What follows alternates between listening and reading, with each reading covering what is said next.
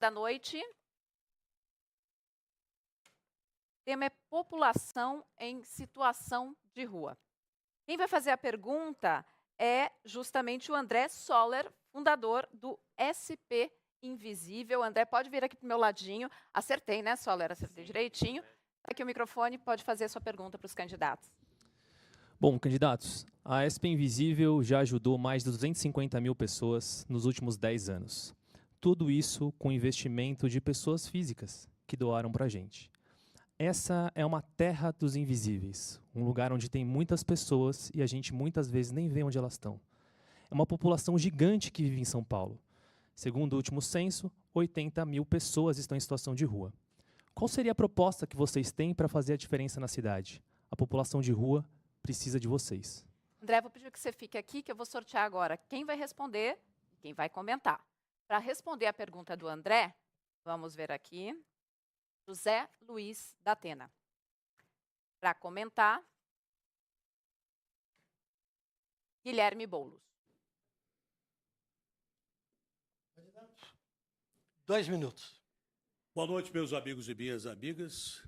É uma vergonha, na realidade, você ter 80 mil pessoas, uma cidade maior que muitas cidades do estado, em situação de rua na cidade de São Paulo. 3 mil crianças abandonadas ao relento. Onde é que estão os conselhos tutelares municipais? Onde é que estão os extensos braços da sociedade e da prefeitura para atingir essas pessoas, como já foi dito aí, são tidas como invisíveis. Só se sabe que elas são quando morrem de fome ou de frio ou de calor extenso, dividindo a rua com baratas, ratos e coisas que tais. Em primeiro lugar, melhorar imediatamente os abrigos que são indecentes. As pessoas preferem ficar na rua, repito, dividindo a rua com pestes que estão por aí, com pragas, do que praticamente ficar desses abrigos. Recolher imediatamente essas crianças e dar um tratamento adequado, inclusive psicológico, porque morar na rua é uma agressão a qualquer cidadão, principalmente crianças, que deveriam ter todo o amparo da prefeitura e não tem. É incrível eu entrevistar uma pessoa que estava morando num lugar em que nem bicho mora, que tinha curso de teologia, que foi à rua primeiro porque se viciou em drogas e depois em crack, e pedia, pelo amor de Deus, ajuda para deixar as ruas. Não só essa pessoa merece ajuda, mas como quase 2 milhões de idosos que nós temos em São Paulo, muitos deles morando na rua em situação de abandono tão grave quanto, na realidade, a situação das crianças. Nós temos que ter na prefeitura mais rica do Brasil, uma das prefeituras mais ricas do mundo, uma assistência social que não permita esses números vergonhosos. Candidato. Obrigado, Tramontina, Datena, boa noite a todos vocês que estão assistindo aqui o debate no Flow. Gente, assim, não faz nenhum sentido a cidade mais rica da América Latina ter 80 mil pessoas jogadas na rua. Dinheiro não falta. O que tem tido é descaso, é falta de prioridade. Eu atuei muito tempo no movimento de luta por moradia. Eu conheço esse tema, não de ouvir falar, mas conheço muitas dessas pessoas por nome, pela história. E por isso sei como resolver. O que nós vamos ter que fazer para resolver o drama da população em situação de rua, primeiro, o Datena tem razão, é melhorar os abrigos, os centros de acolhimento. São questões simples, às vezes. Sim, nem todos os abrigos têm canil. E aí, porra, o cachorro, às vezes, é o único companheiro do cara que está morando na rua. A maioria dos abrigos não tem espaço para o cara botar a carroça, que é o espaço, que é o ganha-pão dele. Vai tirar R$50, R$100 num dia ali na reciclagem. Então, você precisa adaptar os abrigos para que sejam humanos. Segundo lugar, você precisa criar a porta de saída com geração de emprego e renda. Criar qualificação profissional nos 96 distritos de São Paulo, para essa pessoa poder se formar e trabalhar. Pode ser na construção civil, pode ser numa frente de trabalho para ajudar a cuidar da cidade. Todo mundo ganha. E terceiro e último, moradia. Construir casa. Prefeitura de São Paulo, a atual gestão falhou vergonhosamente nisso, porque não teve como prioridade. Um prefeito que não sinta no fundo da alma a dor de alguém que está na rua não merece governar São Paulo. O auxílio aluguel não pode ser de R$600. Isso é um absurdo. Qualquer barraco em qualquer comunidade custa no mínimo de R$800 a R$1.000. R$600 é muito pouco, tem que aumentar imediatamente para tirar da rua essas pessoas e dar a chamada primeira moradia, para que essas pessoas não fiquem ao relento. É fundamental, o Boulos tem razão, eu assino embaixo, frentes de trabalho que a prefeitura não abre, tem que abrir, tem que existir frentes de trabalho. Um homem não tem honra, quem não trabalha não tem honra, vivendo em situação de rua. E a insegurança alimentar. Velhos, mulheres, crianças, que se não dependesse de algumas ONGs que tem por aí, morreriam de fome. E a comida tem que ser de qualidade, porque o pobre já está na rua, numa imensa situação de desprezo e falta de misericórdia, que o Papa sempre disse, a palavra é misericórdia. Essas pessoas nem sabem o que é misericórdia e nem comida. Obrigado, candidato. Obrigado, candidato. Podem voltar aos seus lugares. Aqui nessa noite vocês já viram, né? Nunca os candidatos estiveram tão perto uns dos outros. É esse o jogo. Quem vai dirigir uma cidade como São Paulo vai ter que administrar problemas muito maiores do que sentar do lado do adversário. Então, aqueles estão sentados perto, vão ter que passar para cá, vão ter que passar para lá, vão ter que voltar e está tudo bem. Vamos nessa. Vamos para a segunda pergunta agora, do especialista, Ellen. Então, para a segunda pergunta, com especialistas, vamos sortear o tema.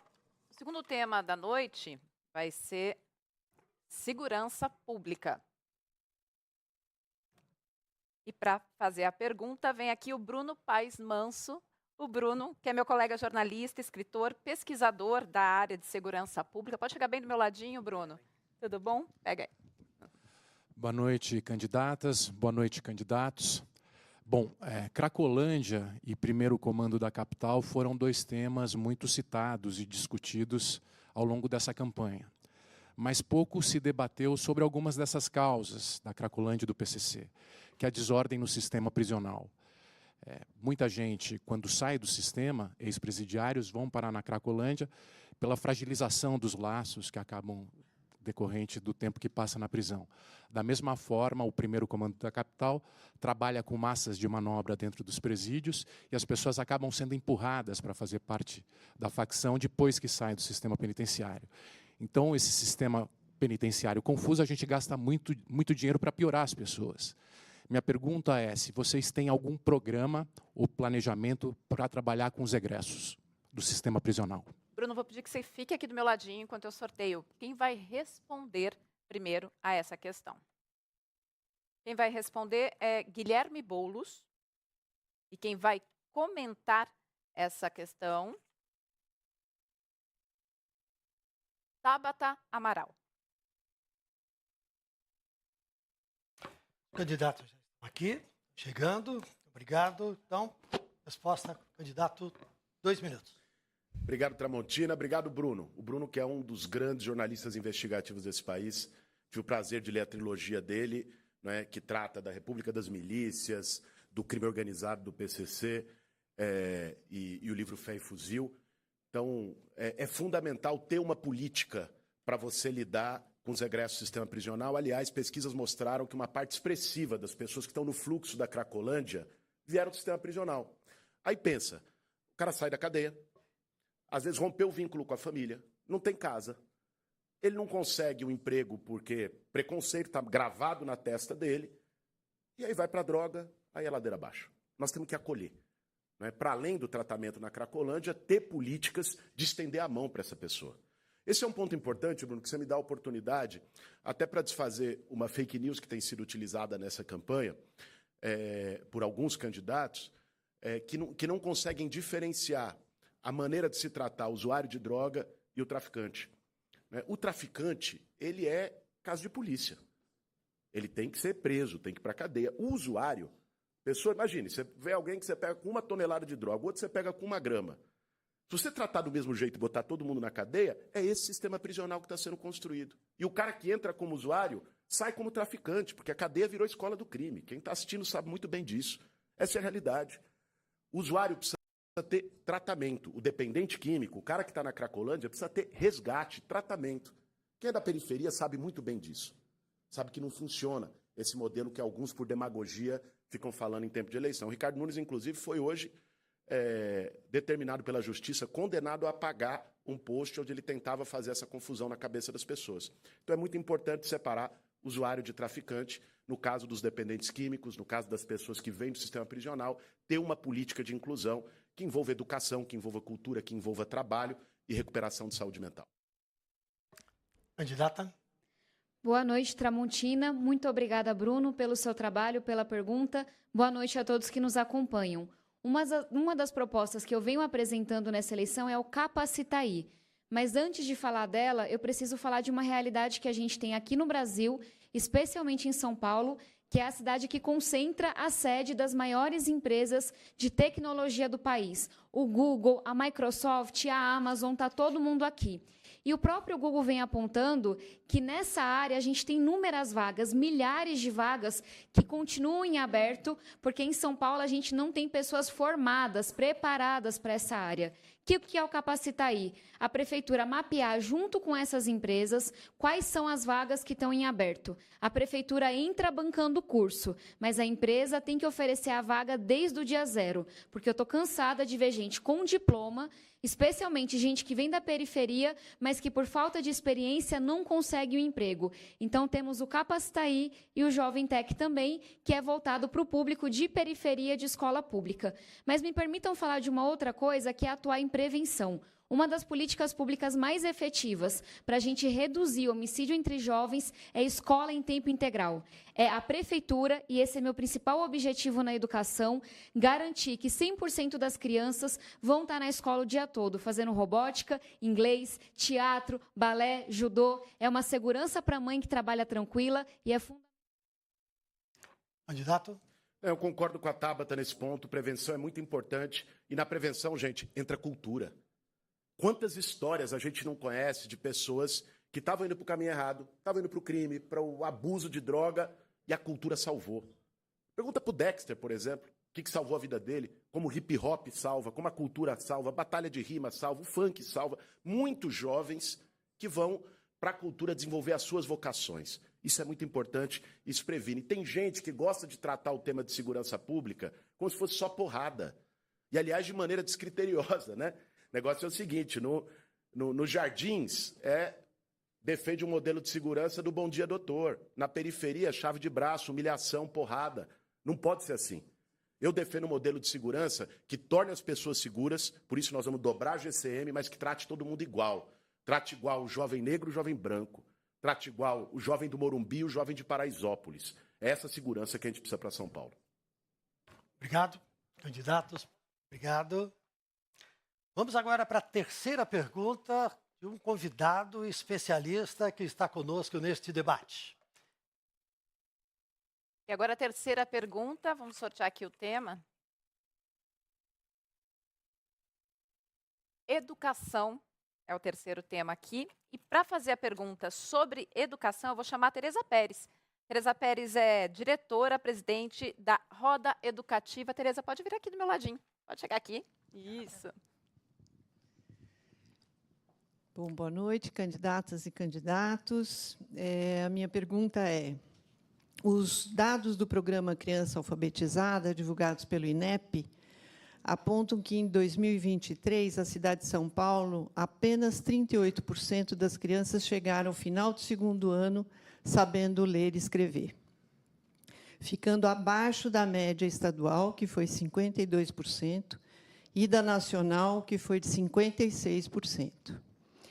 Nós sabemos que a alfabetização é um direito de qual a trajetória escolar, a inserção profissional e a participação social, de forma geral, ficam completamente comprometidas. Tendo isso em vista, o que será feito para que esse direito seja assegurado para todas as crianças e com qualidade? Vou pedir que você fique aqui comigo, Tereza, que eu vou sortear aqui quem vai responder primeiro. Pediram para chacoalhar bem esse negócio aqui, ó. Estou chacoalhando, vamos lá. Para responder essa pergunta, Tabata Amaral. E para comentar essa pergunta,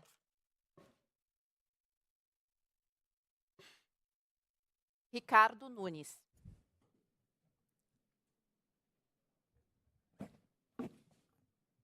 Candidato, 2 minutos para a resposta, 1 minuto e meio para o comentário e mais 1 minuto para a réplica.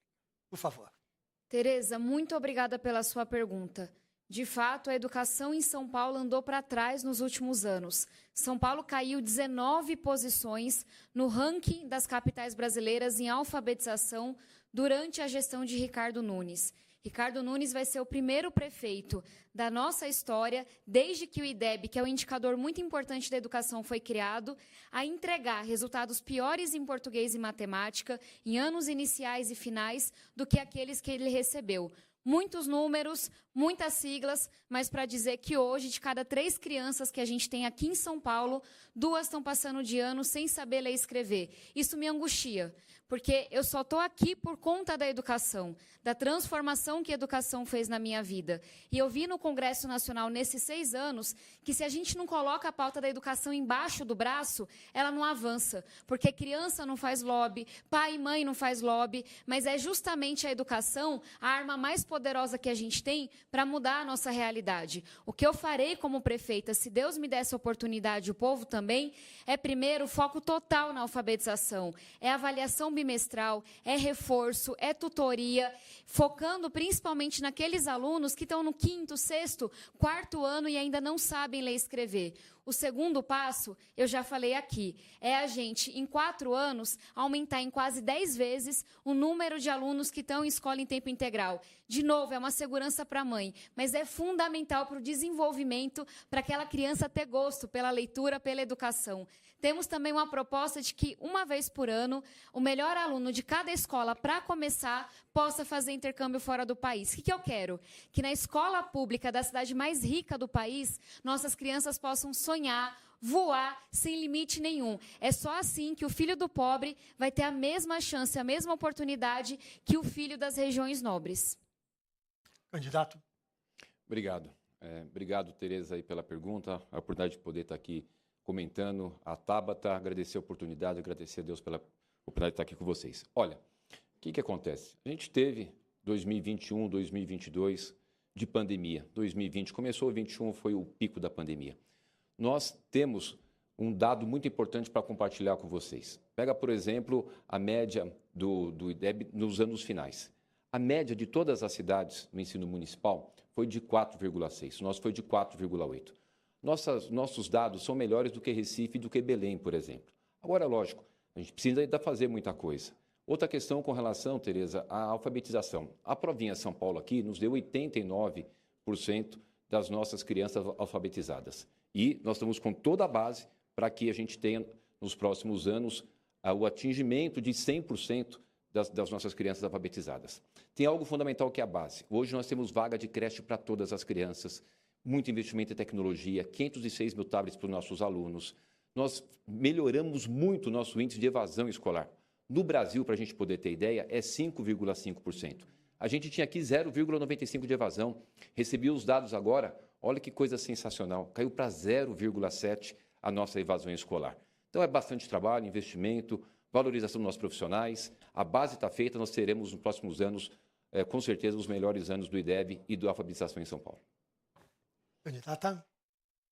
Não é a primeira vez que eu vejo o prefeito Ricardo Nunes culpar a pandemia, que foi muito dura para todos nós, mas o Brasil conseguiu se recuperar e São Paulo ficou para trás. É a primeira vez na história que São Paulo não está entre as 10 primeiras capitais brasileiras. Mas eu queria devolver a pergunta para você que nos acompanha. Você que é mãe e vê seu filho chegar no 3º e 4º ano sem saber ler e escrever. Você que vê seu filho, como acontece no Santa Amaro 1, pertinho de onde eu cresci, seu filho receber maçã hidratada, porque a prefeitura não está colocando a merenda de qualidade. Creche que ficou sem feijão. Eu não sei se é descaso ou se é esse número enorme de denúncias de corrupção que a gente vê hoje na educação, especialmente na questão da máfia das creches. Mas fato é que falta compromisso com a educação. E da mesma forma que, como deputada federal, eu lutei para ter absorvente nas escolas, eu aprovei o pé de meia, são R$200 por mês, mais 1.000 por ano, para que nenhum jovem desista da educação, é esse mesmo compromisso que eu tenho. Muito obrigado, candidato. Muito obrigado, candidato. Nós vamos agora para a 4ª pergunta, que será apresentada por um especialista, convidado por nós. Ellen faz os sorteios. Vamos lá, então, para a 4ª pergunta. O tema sorteado agora transporte. Para fazer a pergunta de transporte, eu vou chamar aqui o Diogo Dias Lemos, que é arquiteto e urbanista. Pode chegar aqui, Diogo. Tudo bem? Fica do meu ladinho, pode fazer a pergunta. Boa noite, candidatas e candidatos. Quando se fala de problemas de trânsito, a gente ouve muito sobre congestionamentos. Mas, antes de mais nada, o trânsito é um grave problema de saúde pública que provoca um número altíssimo de mortos e feridos. Só no ano passado, a cada 2 dias, 5 pessoas morriam nas nossas ruas. Foram 928 vidas perdidas na cidade. Então, sabendo que não existe uma solução única para esse problema e sabendo que 70% dessas pessoas eram justamente as que são mais vulneráveis das nossas ruas, os pedestres, motociclistas e ciclistas, eu gostaria de ouvir dos candidatos qual é o conjunto de ações em seus programas de governo que proponham salvar vidas de forma efetiva no trânsito de São Paulo. Diogo, fica aqui comigo que eu vou sortear agora primeiro quem vai responder a essa pergunta.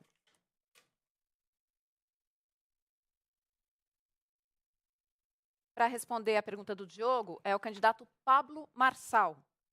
E para comentar essa pergunta, Marina Helena. Candidato. Obrigado. Boa noite a todos, boa noite aos candidatos. Um trânsito tão violento assim, a gente precisa tratar não só o efeito, mas como a causa. A causa é educação. Sei que parece chato comparar a nossa cidade, o nosso país com outros lugares onde funciona. Nos Estados Unidos, todo mundo para no pare. A gente precisa reciclar as pessoas aqui. Como? Com treinamentos na causa, no ensino público, no ensino privado, inclusive, e, de fato, fazer com que as empresas façam reciclagens, né, com seus colaboradores. Qual que é o motivo, né, dessa violência no trânsito? Essa violência do trânsito é decorrência de não cumprir planos de governo. Por exemplo, alguém aqui falou que ia fazer 44 quilômetros de corredores de ônibus, deve ter feito um pouco mais de 7. Isso gera um estresse no trânsito, todo mundo precisa andar, todo mundo precisa se mover dentro dessa cidade com estresse alto. A gente não tem esse detalhe de cuidar, né, desse treinamento com as pessoas, tanto na causa como no efeito. A impunidade, a certeza de impunidade garante com que as pessoas, né, briguem no trânsito, peguem cadeiras e arremessem candidatos. A certeza de estar numa cidade, num país que é completamente impune, faz com que as pessoas quebrem o retrovisor e acham que está por isso mesmo. Depois o outro fala, já que não vai ser punido, deixa que eu vou punir. Então, a certeza da impunidade, ela realmente tem ajudado a matar pessoas no trânsito, as pessoas têm perdido o controle emocional.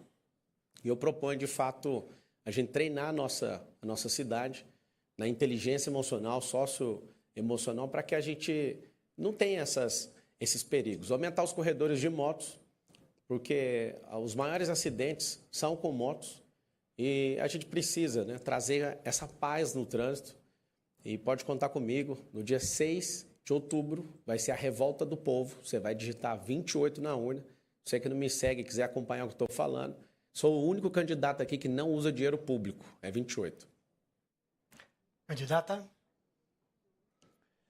Bom, sem dúvida, o maior número de acidentes de trânsito hoje envolve motociclistas e nós temos algumas propostas. Uma delas é também ampliar as faixas azuis, porque isso ajuda bastante nessa segurança, e também liberar as faixas de ônibus naqueles casos em que a faixa de azul não é possível de ser feita, isso também ajuda nesse sentido. Outro ponto importante para a mobilidade, que também vai evitar acidentes, é a gente rever todas as rotas hoje da cidade que há muito tempo não são revistas. Isso também facilita e ajuda, inclusive, a rever toda a parte de sinalização.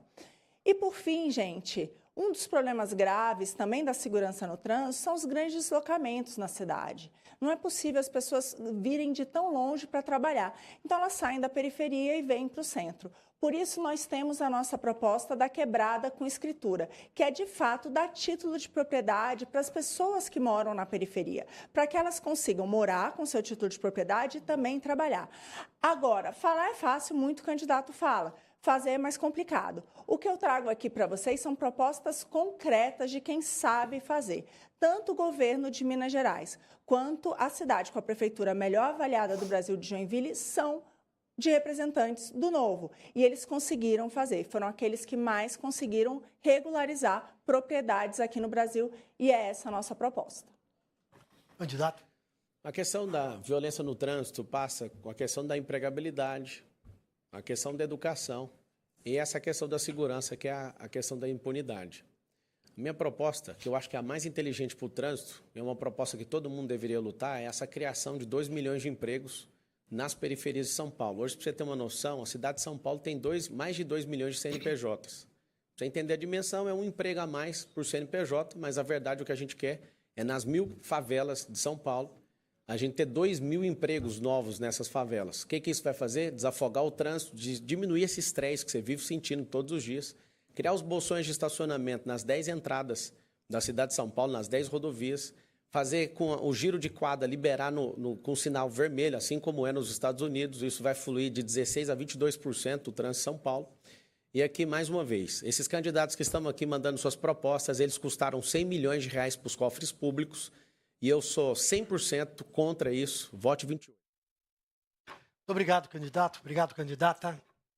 Nós vamos agora para a quinta pergunta, que vai ser apresentada por um especialista convidado por nós para participar deste debate. Ellen. Bom, e o quinto tema, vamos lá. Saúde é o quinto tema aqui. Para fazer a pergunta sobre saúde, eu convido aqui o Walter Sintra, professor da Fundação Getúlio Vargas, professor em Gestão de Saúde. Pode vir aqui do meu lado, professor. Boa noite a todas as pessoas, candidatas e candidatos. A pergunta é a seguinte. No enfrentamento da pandemia da Covid-19, o Brasil apresentou uma das maiores taxas de mortalidade quando comparado com outros países do mundo. A principal razão disso foi a postura negacionista de governantes, em particular do governo Bolsonaro, mas não exclusivamente, que além de deixarem de tomar com a necessária urgência medidas como a aquisição e distribuição de insumos, como vacinas, medicamentos e equipamentos, assumiram posições contra o isolamento social e contra a vacinação obrigatória, além de promoverem o uso de cloroquina e ivermectina, medicamentos que comprovadamente promoveram dano aos pacientes sem nenhum benefício terapêutico contra a Covid-19. A pergunta para candidato ou candidato é: no caso de uma nova pandemia, similar à da Covid-19, em que a evidência médica e a ciência indiquem o isolamento social e a vacinação obrigatória, qual será a sua posição como prefeita ou prefeito? Vou pedir que o senhor fique aqui do meu lado. Eu vou sortear agora quem responde a pergunta do professor Walter Sintra. Quem vai responder é Marina Helena. E quem vai comentar a pergunta do professor, Pablo Marçal. Candidato bem candidato de cá. 2 minutos para a resposta, 1 minuto e meio para comentário e mais 1 minuto para a réplica. Bom, para começar essa resposta, eu gostaria de dizer onde que estavam as vacinas do governo Lula quando a gente teve o recorde de mortes de dengue esse ano aqui no Brasil. Aliás, gente, no primeiro semestre desse ano no Brasil, morreu mais gente com dengue do que nos 7 anos anteriores, de acordo com uma matéria do Poder 360. Então, cadê? Né? A gente está chamando aí o Lula também de genocida, e cadê as vacinas que não chegaram a tempo? Então, essa é a primeira pergunta que eu tenho para fazer. Se foi esse caos, sinceramente, no que a gente está vendo agora com a dengue, imagina se fosse essa turma que estivesse lá na época da Covid. Essa é a primeira pergunta que eu tenho para dizer. Agora, tirando isso, a gente sabe que aqui o grande problema de saúde aqui na cidade de São Paulo, e todo mundo sabe, porque eu já rodei a cidade e falando com as pessoas, são as maiores reclamações, é a questão das filas. São as filas tanto para realizar exames quanto para consulta com especialistas. Por isso que a gente tem uma proposta que, aliás, outros candidatos estão copiando. Estou feliz porque isso vai da esquerda, como a Tabata Amaral, à direita, como Pablo Marçal, que é a gente dar um vale para você, caso ultrapasse 30 dias para você fazer uma consulta ou realizar um exame, você pode fazer isso na rede particular. Então, essa é a nossa principal proposta.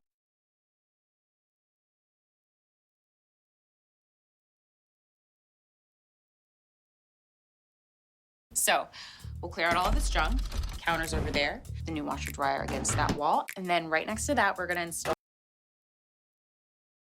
Mas, de novo, proposta é fácil fazer, viu, gente? Difícil mesmo é implementar. Então, é muito importante ter um time competente para fazer isso. Em relação às vacinas, eu acho fundamental. Aliás, estou aqui com meu neném de 6 meses que já tomou todas as vacinas. Agora, o que eu não sou favorável é o que a gente viu, que é fechando pessoas que queriam trabalhar, exigindo passaporte vacinal, demitindo pessoas que não apresentassem o passaporte vacinal, tirando crianças da escola por isso. Isso realmente eu não sou favorável. Candidato? A pandemia foi tratada com muita politização, né, uma guerra de braços. Tanto é que a pergunta que foi feita já foi direcionada para o Bolsonaro, ele não está aqui para responder. Mas eu imagino que ele fez todas as coisas que ele fez tentando acertar e o mundo inteiro perdeu com isso, né? Foram milhares de vidas que foram ceifadas. Geralmente, para quem não entende do assunto e ouve só uma notícia, para validar uma vacina leva 14 anos. E a gente imunizou um rebanho mundial em poucas semanas. A cidade de São Paulo, né, foi a capital mundial disso, só que teve alguns exageros em demitir funcionários que não quiseram seguir a cartilha, em fazer com que as pessoas, né, fossem oprimidas com esse passaporte sanitário. E eu defendo a saúde, os especialistas, mas a politização que foi feita com esse assunto é nojenta. O que fizeram com esse assunto? Esses dias agora o governo federal deixou vencer 250 milhões de reais em vacina e ninguém fica chocado com isso. O que está acontecendo de fato, né, com a dengue no Brasil, parece que ninguém está preocupado com isso também. O ar dessa cidade deve ter matado aí 80 pessoas, a última vez que eu vi no noticiário. Ninguém também está falando disso. Você imagina, ter o pior ar do mundo. E a grande verdade é que se você não fica indignado, é porque ninguém está noticiando. O que eu defendo é a liberdade. Não pode fazer o que fez com os empresários e com os trabalhadores. Todo mundo perdeu o emprego, foi um negócio absurdo. E até hoje a gente tem trauma disso. Muito bem, concordo. É impressionante a politização, né? A gente traz aqui no debate para a Prefeitura de São Paulo 2 anos depois e praticamente o entrevistador já trouxe Bolsonaro genocida. E é exatamente isso. Onde é que está o governo Lula sem as vacinas? Onde que está o governo Lula com recorde de queimadas, que fez com que, de fato, o nosso ar fosse o pior da cidade do mundo, mas isso tem muito a ver com as queimadas Brasil afora e com o descontrole que a gente vem. Cadê aí a turma toda, né? Cadê a turma que ficava dizendo que a gente precisava salvar a Amazônia, que tinha que fazer alguma coisa e não está aí para cuidar da nossa cidade? Os problemas respiratórios na cidade gravíssimos. Eu tenho um filho de 6 meses que estava assim com problemas respiratórios. Fui em vários postos de saúde, todo mundo lotado, porque as crianças com dificuldade para respirar, e a gente não vê aí essa comoção toda no Brasil dessa classe nossa toda ali ajudando a levar extintor de incêndio para apagar os incêndios que estão acometendo o nosso país. Isso a gente definitivamente não viu. Muito obrigado, candidato. Obrigado, candidato. Nós vamos agora para a 6ª pergunta, apresentada por especialista Ellen. Bom, e agora vamos lá para o 6º tema a ser apresentado aqui essa noite, é acessibilidade, o 6º tema. E para fazer a pergunta, eu vou chamar aqui a Andrea Schwartz. A Andrea é CEO da Igual Inclusão e Diversidade. Pode vir para cá, Andrea, pode chegar aqui pertinho de mim. Ela é empreendedora, é influenciadora digital e vai fazer, então, essa pergunta. Obrigada, boa noite a todos e todas, candidatos e candidatas, Tramontina. Uma oportunidade estar aqui, mas também uma grande responsabilidade diante de tanta invisibilidade que é a questão da inclusão das pessoas com deficiência. Desde que eu adquiri minha deficiência, há quase 30 anos atrás, eu não me sinto pertencente a essa sociedade e à cidade de São Paulo. Sou paulistana, eu amo a minha cidade, mas a minha cidade já me trata como invisível. Muito difícil chegar num trabalho, a saúde da mulher com deficiência, então, é impossível fazer uma mamografia. Tantas pessoas são deixadas para trás, transporte público não atende. Como é que eu consigo, através da lei de cotas, um emprego, se eu não consigo chegar no trabalho? Se a gente não tem educação, onde todos e todas têm o direito, A Secretaria Municipal da Pessoa com Deficiência é uma das secretarias que tem o menor orçamento. É uma vergonha o orçamento que está sendo destinado às pessoas com deficiência. Esse assunto é transversal e interseccional a todas as ações que a Prefeitura tem que fazer. Estou cansada de votar, ser considerada uma cidadã na hora de votar, mas nem o meu direito de acessibilidade na hora de votar está garantido.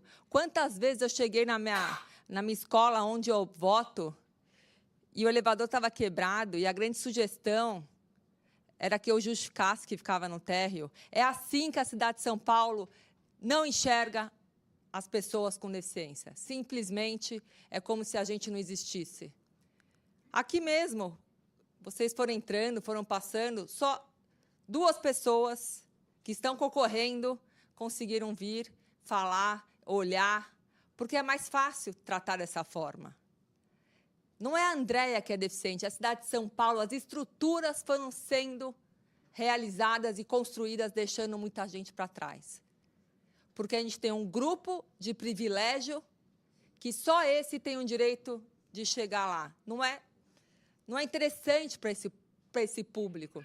Então, Oi, a Andréa. pergunta é o seguinte. Isso, o seu depoimento é muito importante, muito relevante, e eu gostaria agora, por favor, que você encaminhasse a questão.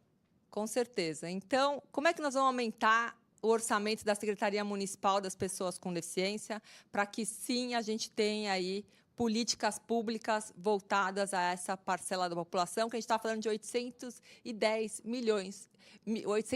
mil pessoas em São Paulo que têm alguma deficiência. Obrigada. Para responder a pergunta da Andréa, candidato Ricardo Nunes. Para comentar a pergunta da Andréa, José Luiz da Atena. Por favor, candidato. Muito bom. André, obrigado pela pergunta. Um tema fundamental. Você falou de orçamento. O orçamento da Secretaria Municipal de Pessoa com Deficiência era de 12 milhões. Hoje é de 80 milhões. Mas ainda é pouco. A cidade de São Paulo, fundada em 1554. Se você pegar até 2020, 467 anos, 466 anos, pouco foi feito nessa questão de acessibilidade. As legislações estão mudando e a gente está fazendo aquilo que é preciso. Todos os imóveis novos que a gente tem construído são imóveis com acessibilidade. Você quer ver um exemplo? Hoje nós temos 100% da nossa frota de ônibus acessíveis. Os terminais de ônibus, com exceção do lote leste, que eu não consegui licitar, mas eu licitei o lote sul, lote centro, oeste e o lote norte, nós temos os terminais reformados, todos eles, Andréia, com selo de acessibilidade. Fiz questão, lógico, tem outras questões, o banheiro arrumado, como se fosse de um shopping, a qualidade, mas todos os terminais, hoje que a gente reformou, nós estamos reformando todos, já tem o selo de acessibilidade. Então, é de fundamental importância esse tema que você está trazendo, e para nós é muito importante essa questão. Tanto é que a gente tem feito um trabalho muito importante, a Silvia Greco, nossa secretária da Pessoa com Deficiência, feito uma ação fundamental de inclusão, que é o Inclui Sampa, que são ações em finais de semana no nosso CELS, que o dia inteiro são atividades para as pessoas com deficiência. Aí está lá a SP Trans para tirar a carteira de transporte PCD. Tem lá, por exemplo, o pessoal do governo do Estado, da Polícia Civil, para tirar a identidade. E atividades esportivas e culturais, tirolesa, onde você, inclusive, faz a tirolesa com a sua cadeira de roda, é algo muito bacana, mas a gente continua com essa ação fundamental de melhorar a questão da acessibilidade na nossa cidade, é uma prioridade do nosso governo. Sabe, Ricardo, você devia investir mais dessa questão, porque ela é fundamental e chega a ser próximo de criminosa você esquecer quase 2 bilhões de idosos que nós temos aí precisando de cuidadores, precisando de ter um norte, de lares com internação prolongada. É criminoso também, você fala do Inclui Sampa, mas nós precisamos incluir nas suas prioridades de obras muitas vezes eleitoreiras, que você sabe que você não vai terminar. O Inclui Sampa precisa de mais crianças nas escolas, crianças com necessidades especiais, autistas, e outras crianças com necessidades especiais. É fundamental que essas crianças tenham inclusão social e tenham, na realidade, o carinho necessário e a oportunidade de seguir aí na sua vida escolar e na sua vida em si. Não é? Quanto à questão de mobilidade, não é só rampa, não. De 1,5 milhão de metros quadrados de calçadas que você prometeu para a população de São Paulo, você não fez metade disso. Isso é importante também para quem tem cadeira de rodas, até carrinho de bebê, não é verdade? E o transporte gratuito para quem tem necessidade especial grave e não pode sair de casa. Isso precisa ser melhorado. Isso devia ser prioridade sua nessas obras e não foram. André da Atena, olha, calçadas. Apesar de que a calçada é responsabilidade do proprietário do imóvel, nós, tendo em vista a importância desse tema, nós estamos fazendo 1 milhão de metros quadrados de calçada. Está em obras na cidade de São Paulo. Investimento de 600 milhões de reais. A questão da pessoa com autismo. Eu estou fazendo aqui o nosso grande primeiro centro TEA, 5 mil metros quadrados de área, que eu inauguro agora em novembro, ali em Santana, que é para as pessoas com transtorno do espectro autista, uma área de 5 metros quadrados, que vai cuidar das pessoas autistas, mas também dos seus familiares. Vai ter atendimento psicossocial, treinamento para cursos profissionalizantes. Olha que alegria a gente poder ter um avanço desse. A nossa cidade vai ter um grande centro TEA. E depois, no próximo governo, eu farei o centro TEA na Zona Sul, na Zona Norte, na Zona Leste, na Zona Oeste, em todas as regiões da cidade de São Paulo. E a gente fica feliz de poder ter esse tema debatido. Agradeço a Andréia pela pergunta, porque é algo que realmente é de fundamental importância e que a gente está dando muita atenção. Obrigado, candidato. Obrigado, candidato. Olha, todos os candidatos presentes aqui perguntaram, todos eles tiveram também a oportunidade de comentar as questões apresentadas pelos especialistas, preocupações que martelam a vida do paulistano. Existem outras preocupações que também machucam o dia a dia de quem mora nessa cidade. A gente vai dar uma paradinha para o intervalo e em seguida voltaremos com perguntas da população.